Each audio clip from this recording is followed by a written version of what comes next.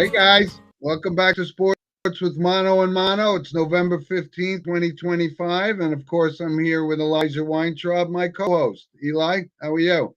I'm doing good, Jim. Good morning to you, and welcome to another great show. We have a lot to talk about, and as always, of course, as we started and mentioned last week on our show, we have our call-in feature open and available. You can scan the QR code, or if you're watching on YouTube, you can click on the link in the chat box to call in live to ask your questions, say your comments, whatever you want. You could access to your phone, your computer, wherever you like. Be sure to allow all in settings for camera and microphone, and you can come on our show. And we have a Yep. comment already from Andrew. He says, "Good morning, guys. And high school football in New Jersey is in playoff season." And you're absolutely right. And we'll get to more of that in a little bit. Yep. First, Jim, you got the monologue sponsored by Coriano Trucking of Summer Hill, New York. Okay, Eli. And yes, Andrew, thank you. And I'm sure I'll see Andrew later at the high school playoff game at St. Joe's. Um, but the monologue this week, and so it was post baseball award season. I know this is a topic that you and I've talked about. So the MVP award, and it was awarded to Aaron Judge and to Shohei Ohtani, right? So it's the first, back to back winners in this, same season for MVPs. And yes, I'm a Yankee fan, and I know you're not a big Judge fan, or at least not a playoff Judge fan. And his numbers were amazing, so I don't have a problem That is with him correct. winning the MVP. And his numbers proved it out for sure. However, there was one instance in Major League Baseball history where there were co MVPs, and that was 1979 with Keith Hernandez and Willie Stargell. And I'll get back to that in a second. But when I remembered that, I think this would have been an absolutely perfect case for there to be co MVPs because Cal Raleigh he hit 60 home runs. He's a catcher, so that's a tough position to play throughout the year, and he played most of the season. It would have been really good if the sports writers did something to that effect. And because back in 1979, Willie Stargell, he only hit 280. Um, he only drove in 82 runs. But if people remember that the 79 season, even though postseason's not supposed to count toward the MVP voting and so forth, Correct. he did lead the Pirates to the World Championship and had a great World Series. So I think that may have come into play. Keith Hernandez hit 344, drove in over 100 runs, and of course, he's a Gold Glove. So um, he probably could have won that on his own. I don't think it was warranted for a co MVP with Will Argill's numbers, but with Cal Raleigh and Aaron Judge, I think you could have made an absolute case, and I think everybody would have been happy and nobody would have barked about it. But I just want give us your thoughts on that because he hit 60 home runs. Yes, you can put an asterisk and say, yeah, well, he only hit 245, and I get that. But he had more home runs than Judge. He had more RBIs than Judge, but Judge led most of the offensive category. So this isn't a slight and saying Judge shouldn't have won it, Raleigh should have won it. I'm just saying it could have been a co MVP type vote.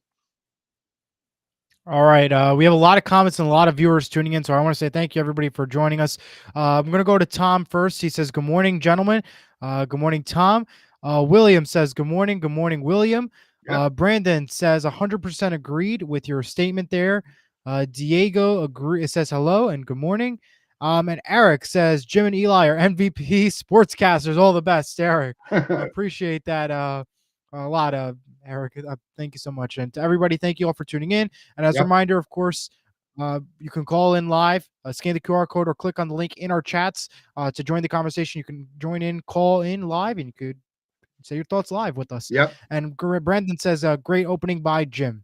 Thanks, Brendan. And listen, I appreciate all of those comments from all of our listeners, and I wanted to give a special shout out to Tom Pugh, who was the first to send us a comment this morning because Tom, this is the 5th anniversary of his heart transplant. And how Oh amazing wow! is that? I mean, I feel fortunate that him and I became friends when we met in 2008 in San Diego, California. And he's been a dear friend of mine and just a wonderful person. So, Tom, I'm very proud of you, and I'm continued um, working out and doing all the things. He's in better shape than I am, for crying out loud. So, but I wanted to give you a personal shout out, my friend.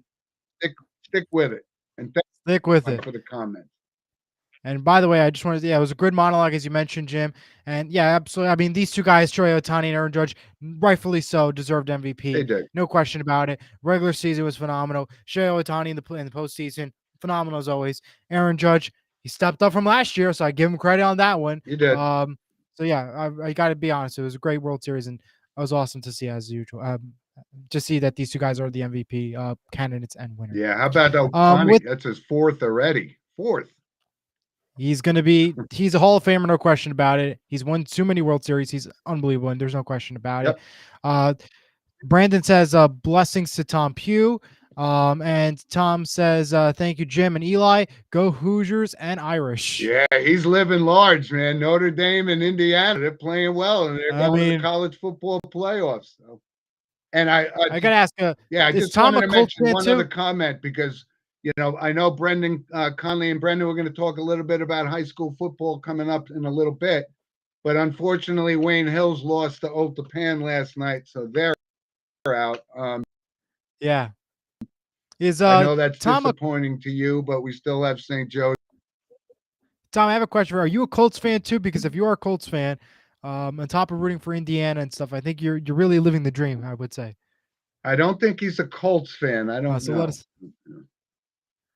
Let us know in the comments what football in the NFL you follow, because I'm curious to know at this point. If this is gonna be a true Indiana love that we're seeing here. Yeah, maybe. Yeah. Okay, Eli. Wayne Hill's class of no classes, Brandon, what he says. Yeah. All right. Eli, take us into the NFL and what's going on. There's a lot of things happening this past week. There's a lot of things going on in the NFL right now. And I think we have to start off with the New York Giants, because this week they have officially fired Brian Daboll. Yep. The New York Giants took a loss last week to the Bears, 24-20. Jackson Dart suffers a concussion injury, so he'll be out this week. Jameis Winston will start. And all results lead to the Giants firing Brian Daboll, unfortunately. This is to me, it's a little bit of a shock. I didn't expect it to happen mid-season. I think he's a pretty good coach. I think he has a lot of potential with him. I just think that the Giants should have fired their GM. They had to fix up their defense first. And I think there was a lot of other key issues that the Giants should have solved before this happened. Yeah. So this was a bad loss for sure. Yeah. I got some thoughts on this. And listen, I was a Brian Daboll supporter for a long time. But at some point in time, this does have to fall on the head coach. There were questionable personnel decisions. Like you said, the defense is just, they're 28th and 30th in the league in points allowed and yards per game. So that falls on the head coach. But I do agree with you, Eli, that I thought he would at least last the season. And at the end of the season, if they did, finish like 5-12 or something, that he was going to get fired. But I agree with you that it was a package deal, and Joe Schoen should have been fired too, because he's in charge of personnel decisions. And even though the Giants suffered, a lot of injuries, and now again we keep talking about this concussion thing with, now Jackson Dart is out and so forth. So I think both of them need to be held accountable, and I agree with you. I'm a little surprised that it happened mid-season, but let's see what happens. The season's lost anyway, Eli. All right, and Tom did mention that he is not a Colts fan, but he does like the blue mascot, and he's still rooting for the Chiefs. So that is some positive here. We do have a couple callers I want to get to. Well, sorry, Brandon just left. He's gonna, I guess, come back in a second. Okay. I believe we have Ed. Ed, are you there? Ed Heath? Eddie, is there? You might have to allow all in the camera and mic settings, so we'll get back to you in a second. Brandon is here, though. Brandon, can you hear us? Yes, I can. Can you hear me? All righty, welcome. Yes, we can hear you. Listen, I love the feature with the call-in. I need to say, as I said on the podcast weeks ago, it goes with ownership, GM, coach, quarterback. The Giants have a fractured system, and do. with this fractured system, they cannot take an opportunity on a non-proven head coach. They have to get a proven head coach, somebody with experience, in order to turn this program around. And the GM is going to have to go at the end of the season. At no point should Joe Shane, things have come out about Joe Shane. He did not even want Jackson Dart. So I really want to know what your Yep. thoughts are about not only the player personnel being, in my opinion, there's no depth to the roster. They have some good players, and Dable had to go, but they need to get a head coach from maybe Mike Tomlin. I'm just going to put a name out there. Bill Belichick Fair sounds enough. a little sour, but they need to get a proven head coach. This is the New York Giants. It's got to be the number one job in the NFL that's open, and probably a top 5 franchise job in entire sports world. That's all. I'll hang up and listen. Thank you, Brendan. I appreciate it. And Brendan, I couldn't agree with you more. I mean, I was going down that path saying I think Joe Shane has to be held accountable as well. And now, as far as who they should bring in, yeah, I had this conversation with somebody about whether Belichick was going to be the answer. Absolutely not. We don't need this luxury. We don't need the Jordan Hudson. We don't need any of that stuff. I would be fine with Mike Tomlin if he decides to leave Pittsburgh. But you know what, Brendan, the thing I worry about, the Giants, they're very loyal. It's almost like it's a family-run business, and sometimes they don't go outside their circle, to bring guys in. And this didn't work out with the Shane and Dable thing. So you're right. This is a big decision, and depth. That's exactly an outstanding point you brought up, because when Andrew Thomas went down, they brought this other guy in. It doesn't look like he could have played for Wayne Hills, for crying out loud. So a lot of bad personnel decisions. The season is completely lost already. Now Dart, we know we have probably our quarterback of the future, but you got to give him a supporting cast. And if it's Mike Tomlin or John Gruden or somebody like that, I'm okay with it. I just worry that the Giants will try to keep this in the house and somebody with former ties to the Giants, but we'll see what happens. Yeah. He brought up fantastic points there. And, Tomlin, as you mentioned, is one of those coaches out there who could be fired next if you think about it, and could be an open candidate that the Giants could want and need. I mean, look at the Steelers right now. They lost last week pretty badly. They didn't have a great game last week versus the Chargers. Should have been a close game, considering, they had some advantages too. The Steelers have this week the Bengals, and this is a must-win for Pittsburgh. If they lose this one, there's gonna be some questions that need to be asked, especially that this Bengals team has been, in a sense, wishy-washy in a way. In terms of, we do have William joining us. He's here to have a question. William, thank you for joining us. How are you doing? Hey, what's up, guys? How you doing? Hey, Jim, what's happening? Hi, William. Thanks for joining us, my friend. What can throw it at us? Come on, what do you got? Well, you guys were just talking about the Giants, and Jim, you said it was a family business. Absolutely is a family business. The Giant fans and the Giant base, they've been, hungry for years. And it's sad, unfortunately, that the New York based fans has to, Dabo should have been fired a long time ago with that Saquon Barkley debacle, and along with the GM. They need some new, fresh blood in there, and that's what it is. I mean, the New York fans. I'm a Giants fan. I'm actually a football fan, but I root for New York. The Giants for years. But the management needs to, the ownership needs to take blame, like the head coach. He should have been fired in Denver. I thought he was going to get fired in Denver after that debacle, that fourth quarter.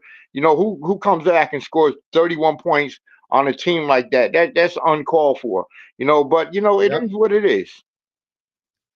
Listen, William, I thank you for calling in, and thank you for watching the show. And you're right. I absolutely agree here that the general manager is to blame just as much as that head coach, because of the personnel decisions that they made.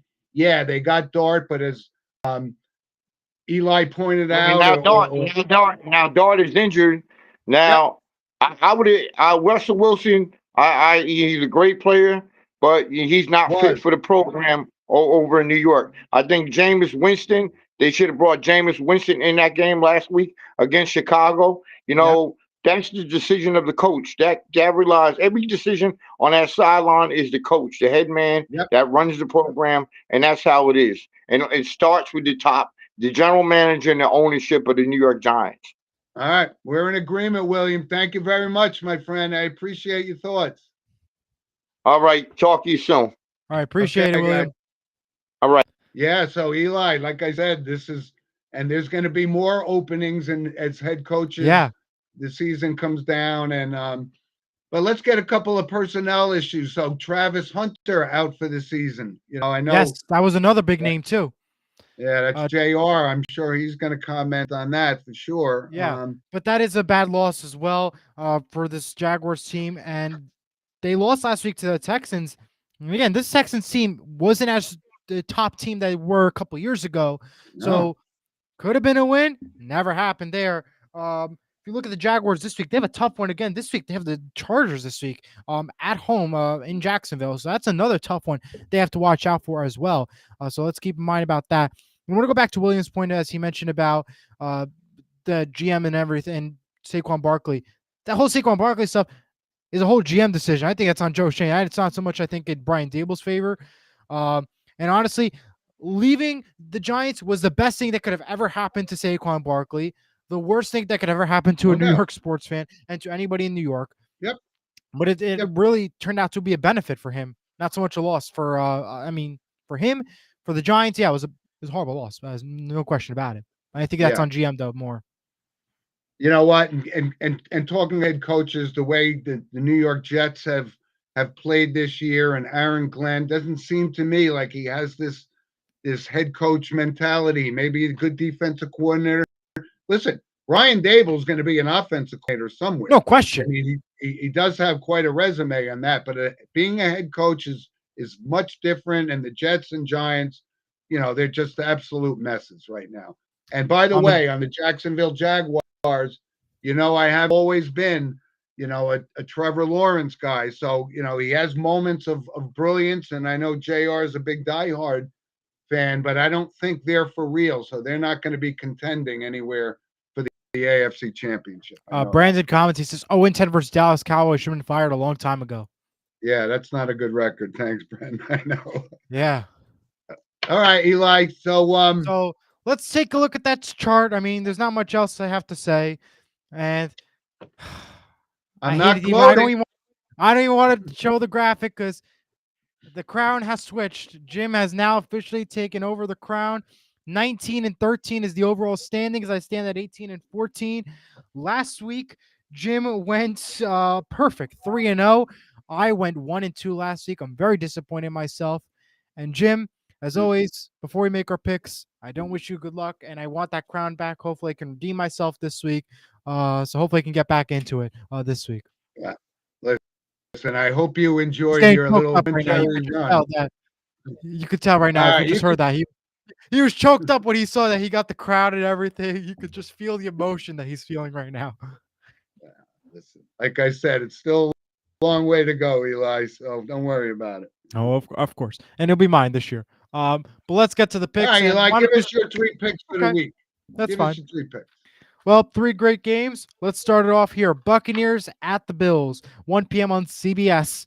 It's a great game. Both these teams lost last week. Both these teams took losses to the Patriots as well, which is apparently the number 1 team. And I have my thoughts about that. I can get to that later. But Buffalo's favorite as of right now, 5.5. Yeah, I don't trust this Buffalo team. Give me Tampa Bay 24-20 to get a win. Wow. Okay. I'm taking Tampa Bay. We don't do point spread, so whatever that means. Anyway. Of course, I know. You have your opinion on it. But you're right. But Buffalo coming off an ugly loss to Miami last week. And Dalton Kincaid's out today, too. So that's that's another one you want to watch. Take note of as well. Tom says looks even up to me. So you're no question there. Seahawks Rams, one of the best games I think of the afternoon slate, the 1 o'clock and the 4 o'clock. I think there's no question about it. Both these teams are pretty much, this game decides who wins the West or not in the NFC. This will decide who is the front runner. Even though they'll play each other, they'll have a lot more games left to play, even though it's week 11. It's pretty much who's the front runner after this week. One of the best games. So Of who course, is I'm going to who go is the with Seattle my Seattle Seahawks? Seahawks. Of course, I'm going to go with the Seattle Seahawks. Are you kidding me, Jim? 26-23 is my score. Seattle's, of course, going to get the win. They play Okay, better on I the road, see too. I can see my lead widening. Go ahead. You got Well, your we still third got game. one more game, and I don't know about this one, but about this week, I know for sure it's mine. This crown is mine. I can guarantee you. Lions Eagles. Of course, as we know, we don't pick cupcake games. We pick all tough games. Unlike my friend Jim here, I pick tough games. So this week, this week for the Lions Eagles game, Sunday Night Football on NBC, I'm going with Fly Eagles Fly to win a big win on prime time. To get a big win on prime time. Eagles 26-24. They got the job done.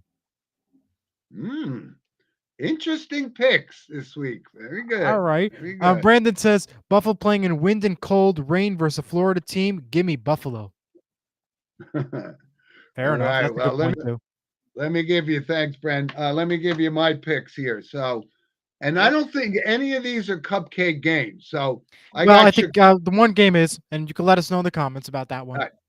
Chicago, Minnesota, game 1. And yeah, Minnesota, that's an up and down team. You just don't know what you're getting. I'm still, the jury's still out on JJ McCarthy and so forth. But I've seen Chicago play a couple times. They have some good players, but I'm going to take Minnesota as a bounce back game this week. There, right? Wow, that's a That's bold pick pick right 1. there. That is a And bold look, pick. we all seem to be aligned with this Tampa Buffalo game because Tampa's having a very good season, but you're right. They are going to Buffalo. It's cold up there. It's snowy, and I know the Bills are coming off just an ugly, ugly loss last week, but I look for them to bounce back and beat Tampa Bay in Buffalo for game number 2. All right. And here, third game, Kansas City, Denver. And I know you said, Eli, you and I talked before the show, and Denver, they don't look pretty, but they have been winning. But I am not going against Patrick Mahomes this time around figure that one. because they're starting to come together. They're healthy again. And I look for Kansas City to beat Denver in Denver as my game number 3. So remind us once again the 3 picks for everybody. I got Minnesota over Chicago, Buffalo over Tampa, and Kansas City over Denver. All righty. Well, as Right, always, Eli. I don't wish you the best of luck, and that crown is coming back to my house. So I will make sure I get that crown. We shall see. We shall see. And now, something you've been pretty good at this whole season, college football in your picks. So let's go ahead and talk some college football. Yeah, let's talk about some things that happened, first of all, last week. And Texas Tech really made a statement. They absolutely annihilated BYU. So they're like the number 3 team in the country. So, give them credit. They have really played some tough games and they've won some tough games. And that was a statement game. And we talked about Clemson, and Clemson actually won last night. I was going to bring that up. I would have taken Clemson because I don't think much of Louisville, but they bounce back. They get to 500, so one more win. They're bowl eligible. Not a formidable team, and obviously not a playoff team. But Clemson is starting to, and if they win these last couple of games, does that change the narrative for whether Dabo Swinney stays or goes? That remains to be seen. But Alabama, again, Ty Simpson and Alabama. I know LSU is kind of a mess right now with the Kelly situation and whatnot, but Alabama's playing some really, really good football, and they got a tough game today against Oklahoma. Yes, but they it do. is in Alabama, and I like Alabama to win today. The other big games today, Texas, Georgia. Great game today. And a lot of people are back on Texas's bandwagon. Me, I'm going to stick with Georgia to actually beat Texas today. It is in Georgia, and there is the Kirby Smart factor as far as I'm concerned. Couple other games today, and Eli, I think game day is actually at Pittsburgh for Yes, the they Notre are. Dame game. So that's a really good game. But I think the way Jeremiah Love is running the ball for Notre Dame, I look for them to beat Pitt. Okay. Rather, I don't want to say handily, but I think it's not going to be as close as a lot of people think. And then there's one other game, and this is Iowa is at USC, and I'm not a USC fan by any stretch. However, they do have some powerful weapons, and I look for them. I'm not sure whether or not Iowa is that legitimate team. I did see him play against Rutgers. The quarterback is outstanding, but I look for USC to win that game today as well. So good day of college football. Yeah, we do have a bigger, good day of college football. We have Brandon again. Brandon, can you hear us? Yes, I can. I just wanted to add 2 points to what Jim had just mentioned. Number one, I just want to share a great memory of Jim's brother, Steven. God rest his soul. As a big LSU fan myself, we talked about Brian Kelly for years, and he may have been the first person to point it out to me, which I pointed out to everybody else, is that Uncle Steven told me that Brian Kelly was not a cultural fit at LSU, and he was damn right. He Yep. never fit into the culture. And Louisiana is a football state that needs to be run by a specific person. It cannot be a transient person or somebody from the Northeast like Brian Kelly was. So I just wanted to point out that Steven, I know he's watching. He was right, and I miss him, and I just wanted to make that point to Jim. Oh, thank you, Brendan. The second thing I wanted to bring up too is that all of this sports talk that we're having today has been fantastic. Thanks to you guys, but no comment yet about YouTube TV and streaming. How dare Disney black out customers for YouTube TV for 2 weeks and give a $20 rebate? I wasn't allowed to see a lot of these games that we're talking about that happened last weekend. And I think that, Jim and I are aligned, and I've spoken to Eli about it too. But anytime I get a chance to dump on either the NFL or ESPN, I'm going to do it. And I just wanted your thoughts on them. Yeah, All that was right. actually one of my random points there, Brandon, about I the whole know. YouTube TV Disney thing. And thank you again for joining us. And I'm gonna get to that YouTube TV stuff in a little bit, and when we get to random points. And I I'm sure knew you were, it was Eli. I the knew first you note were. on my page. It was Yep. this is the random point sheet right there, first point. So I'll get to that when we get there. But I Yep. appreciate that. We'll get to that. And Brendan, also, thank you for the mention for Steve. And, him and Yes. I were completely aligned as well. Brian Kelly is a bully. And no way was that going to fly down in Louisianaville. And it proved out right. He's absolutely a tyrant, and that doesn't play well with LSU. Great point, Brendan. Great point. All right. Eli, Any other- before we move on, we got high school football today. Yes. Let me get to that graphic. St. Joe's is playing Del Barton. Don Bosco won Great last game. night. So the big three in New Jersey: St. Joe's, Don Bosco, Bergen Catholic. Bergen Catholic is also playing today at 1:00. Bosco won big last night, so this is very exciting in New Jersey. High school football, and like I said, it's right now it looks good. It's going to weather-wise, maybe not going to be so great all day, but like I said, keep an eye on high school football because these are a lot of the players that are playing in these games today are going to be future Division I players, and then in some cases for future NFL players. So it's very exciting. Very exciting. Absolutely.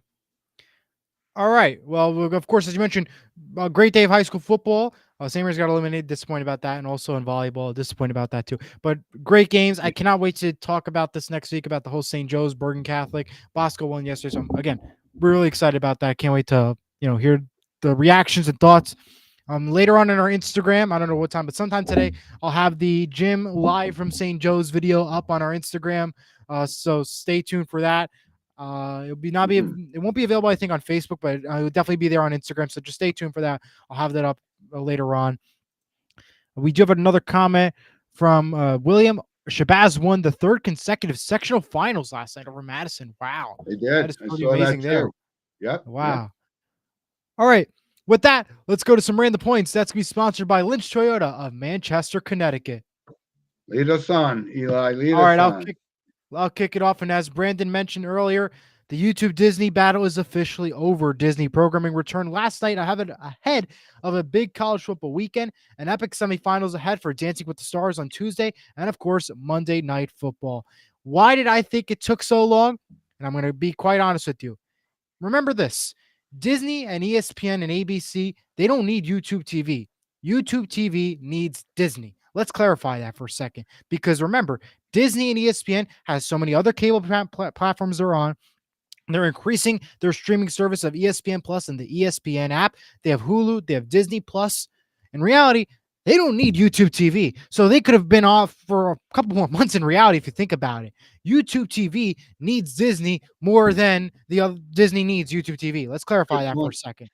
And Good we want point. to make sure I mention that clearly because they could have gone on for a couple more months, but they know that revenue was hurting, the stocks were going down, but that's just the bottom line. Disney doesn't need YouTube TV. It's the other way around. Yes, it hurted the stocks, no question about it for Disney. But at the same time, too, Disney could have been okay for a little bit longer because remember, they have all these platforms they're trying to encourage, and that's just the bottom line. Well, good point. And by the way, so you are definitely our media guru. You understand the pros and cons. Maybe I'm a little behind the times, but I didn't feel that same pain because I'm still from the old school and have cable Yes. television. So, Right. but I know the majority. I'm in the minority, and the majority of our fans. And like I said, Brendan couldn't watch some of those games because of the situation in Disney. So, yeah, this is not going to be the last time this happens. No. I'm I mean, sure they're of good it for a with couple other years. streaming platforms. Yes, they're good for a couple years with the contract, but remember, YouTube TV has been battling with many companies. They were just battling a couple months ago with NBC and Universal, and now they're doing the same with Disney. It's just YouTube TV Yep. added again. And remember, these companies don't need YouTube TV. YouTube TV needs them more. And back to Brandon's comment, time to go back to cable. Screw Disney and YouTube. I started with YouTube TV when it was $45, now $85. And Well, I remember, don't Brandon, even also want. too. Yeah. They also picked up a big package with the NFL, and that's why you have Sunday Ticket there and all that there. So now it's like, okay, time Yeah. to raise it up even more. Yes, I understand it's a separate entity and all that, but of course they got to charge some way or another. They're making money in the right way, I guess you could say. And listen, don't think we're not getting robbed on the cable front as well. But you're 100% right. either, but Yeah. it's Good just the point, bottom Brendan. line. And speaking of this whole streaming stuff, Apple TV is getting rid of the MLS Season Pass subscription service starting next season. Apple TV says it will make all matches available to all subscribers at no additional fee. They realized that nobody really was paying for the subscription service, and they want it open for everybody to watch. And so everybody can just pay that one standard price on Apple TV, and that's what they decided to do. And And by Brandon the also, way, like with MLS, I think they're changing their the season, moving it to be more aligned with World Cup soccer. World Cup season. Yes, I believe that is true on that Yep. regard. And Brandon says, wait until Fox does in this next to get to people to sign up for their streaming monopolies. Of course. You got it. He's on know it. right on it. Continuing on with more streaming, because that's pretty much a streaming segment, I guess you can call it. Apparently, yeah. NBC will return NBC Sports Network. Remember that channel that was on our cable televisions and it was pulled off the air after the NHL said goodbye?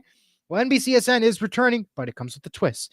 NBC Sports Network will return on Monday to select pay TV distributors, YouTube TV, and Xfinity. All others distributor, including Verizon and all these other major cable companies, will be waiting and will be announced in a different date once renegotiations go through. So bottom line, NBCSN is returning, but of course with the twist, and of course it'll help, I guess, with the Peacock standpoint. Again, moving to streaming. Yep. Continuing on, some exciting news. Actor Chadwick Boseman, who was best known for his role as Black Panther, passed away, of course, in 2020. Well, he'll soon be getting a Hollywood Walk of Fame star. So congratulations to him. Well deserved. Unfortunately, he did pass away, of course, a couple years ago. Played Black Panther, left such an impact in our lives and in the community, and well deserved that he'll be getting a star on the Walk of Fame. Oh, he played Jackie Robinson in that movie 42, and it was outstanding, by the way. Yeah. He is an outstanding actor. Rest in peace for him. Mavericks GM Michael Harrison has been fired. You want to That, add some thoughts on that one? no, that was actually in my random points as well. Nico Harrison. Well, listen, you knew right away when you trade arguably one of the top 3 players in the league in Doncic for a broken down Anthony Davis. Excuse me, and it didn't work out. That's the consequence. So I'm not surprised by this at all. The fan outreach was beside themselves when he made this trade. It didn't work out, cost him his job. Yeah. And we're going to go down to another major news that happened this week. Stephen Curry and Under Armour have parted ways, officially ending their longtime partnership. Curry says the Curry brand will move forward, but it'll move forward independently. The stock for Under Armour did go down quite a bit on Friday.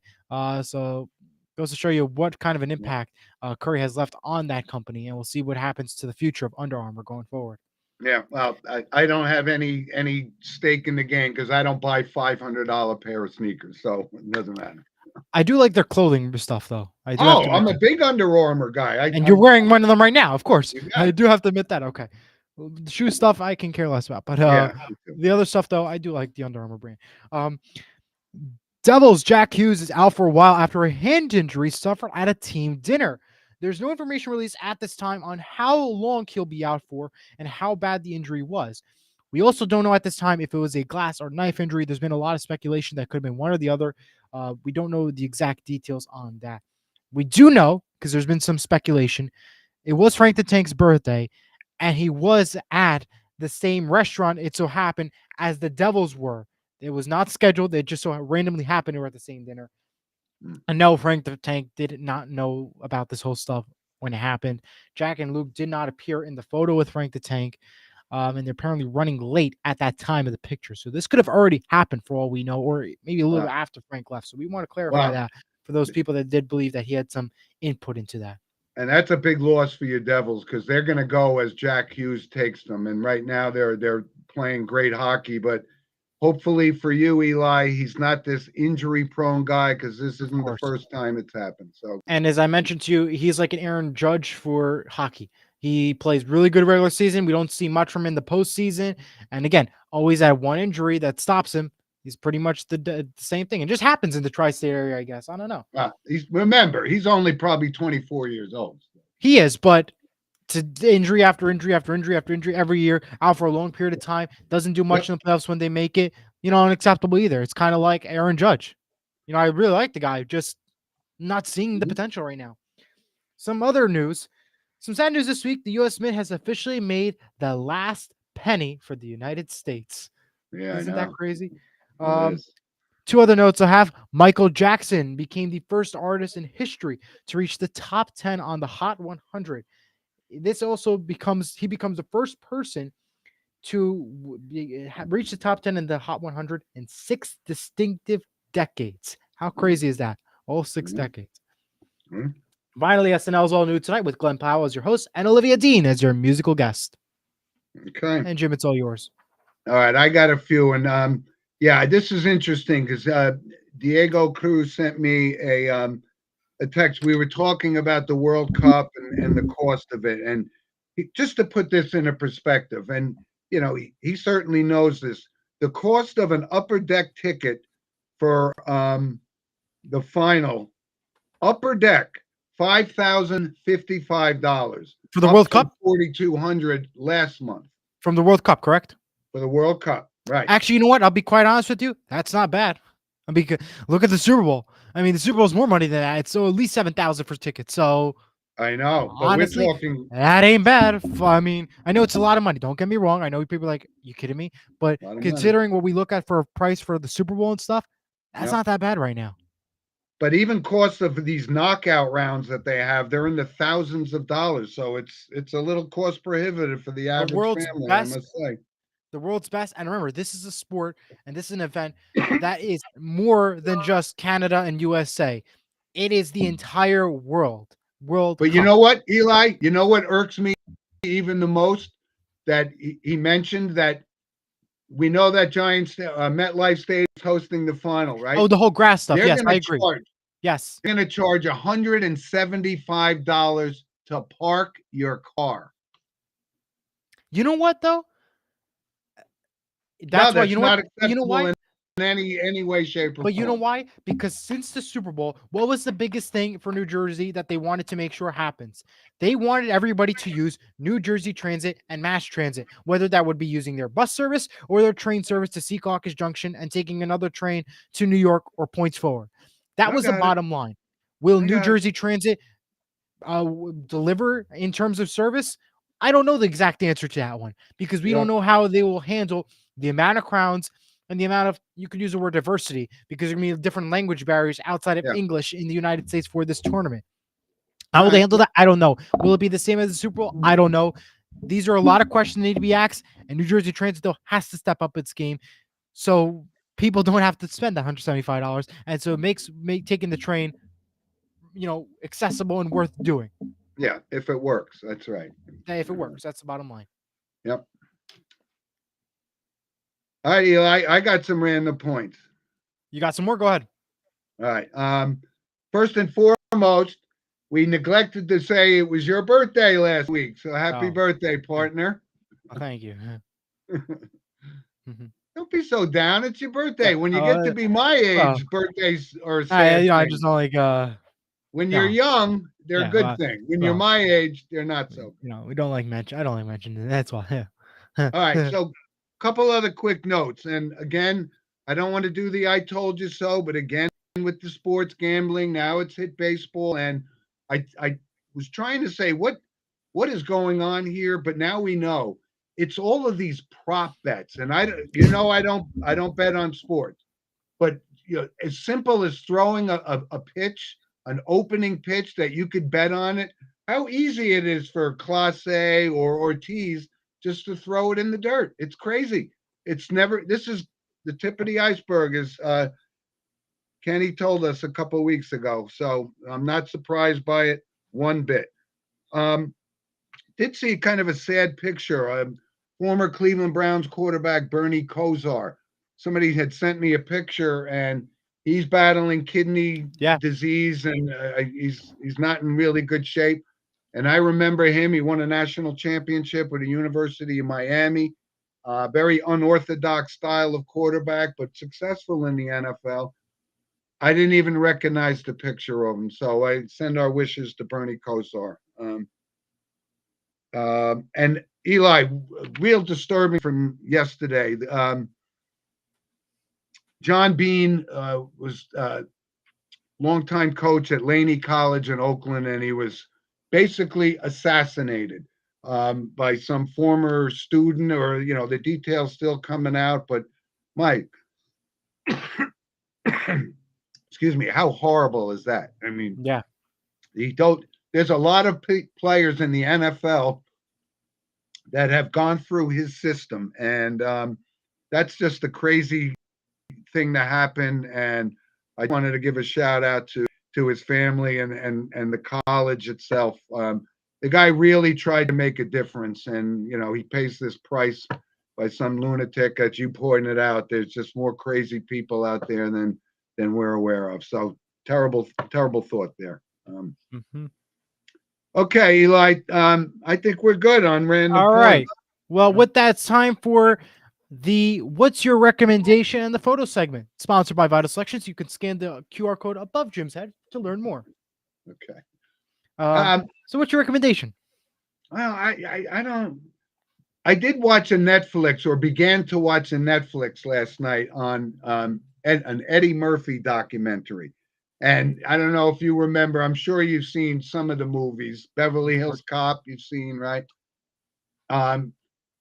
This guy was funny. And this is actually the documentary itself. So far, I'm halfway through. It's pretty funny. So Well, as we know, Thanksgiving weekend is also, besides the parade and the food and everything and the Black Friday shopping, what else is it known for? The movies coming out. We have 3 exciting movies coming out, which are set to bring a lot of records to the box office. We have Wicked for Good, which is the second part for the Wicked movie franchise. That is in theaters this Friday. Sisu, Road to Revenge, available in theaters Friday.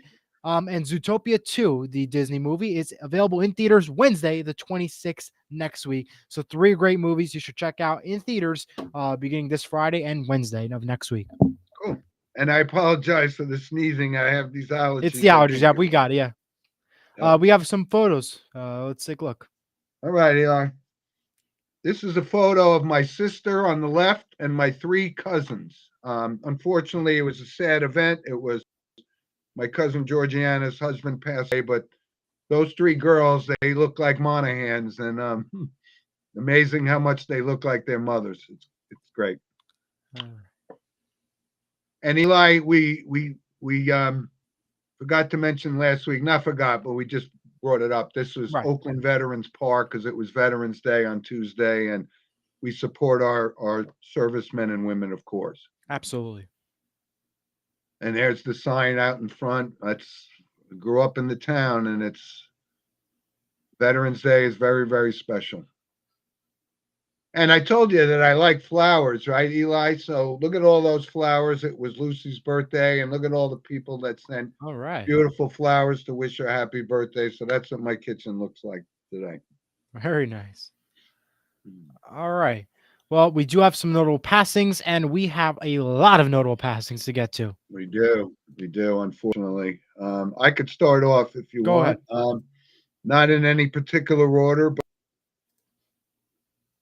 but Mel Bridgman, former Florida Devils as well, also played with Vancouver and Calgary, and one of the toughest players that I remember, just real physical type, good leader, 70 years old. And Mel Bridgman was, like I said, I watched him play against the Rangers as a Flyer for many, many seasons. Paul Tagliabue, former NFL commissioner, passed away. He was 84.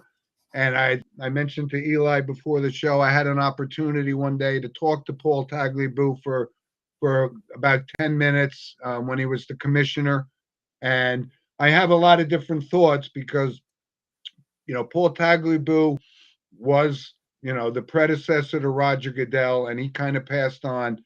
I will say I was disappointed that they didn't handle the concussion situation better, but they seem to have fixed that now. But Paul Tagliabue increased the value of an NFL franchise tenfold when he was the commissioner during his run. And as you know, the commissioner works for the owners. Of course. So I wanted to bring that up.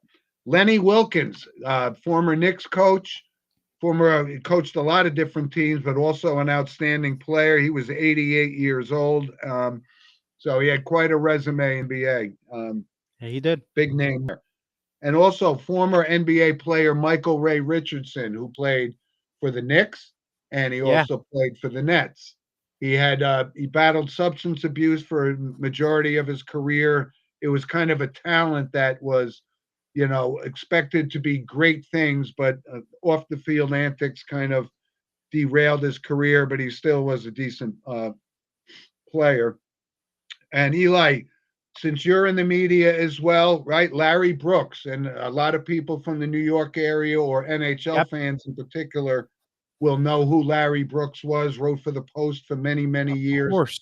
Highly respected, and he was 75, right? Yes, 75. Yeah, 75, born in 1950. Wow. So that was a big loss, but he was, like I said, a highly respected journalist, certainly in the New York area for his coverage of the New York Rangers. And Jim Avila, former CNN, ABC News, NBC News. ABC, right? 2020. He was 69 years old, but certainly was a very familiar face on some of those investigative reports that were presented by ABC. And yes, which I got two more. Yep, Sally Kirkland, who was an outstanding actress, and I know her best for the role she played in The Sting. Small role, but right. Yeah, she was an outstanding and, actress. Paul Newman stuff too. Yeah, Pee Wee. Yeah. Yep. The last one I have is Jimmy Kimmel Live's band leader, Cleto Escobedo III from Cleto and the Cletos, the band, has passed away. He was 59 years old, born in 1966. Jimmy left a heartfelt message in the monologue just the other day. And one important part for the Jimmy Kimmel Live franchise, and close person to Jimmy Kimmel as well. Yeah. Boy, that Jimmy Kimmel's been in the news a lot lately. Oh, 100%. Yeah. What else is new? With that though, we had a really great show. We appreciate everybody for tuning in and joining us live and for calling in live, commenting. We really appreciate it. We had I a great loved it. show today. And we'll be back next week at 10 a.m. for Sports with Mano and Mano. Yeah, and I do want to thank everybody. And Eli, outstanding job setting that thing up for our audience to call in.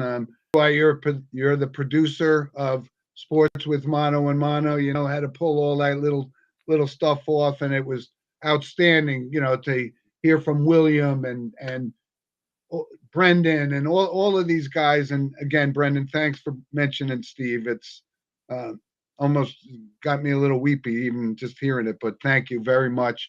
Great job, Eli. And like you said, if you guys have comments, send them to us at sportswithmanoandmano@gmail.com. And otherwise, we will see you right back here next Saturday at 10 a.m.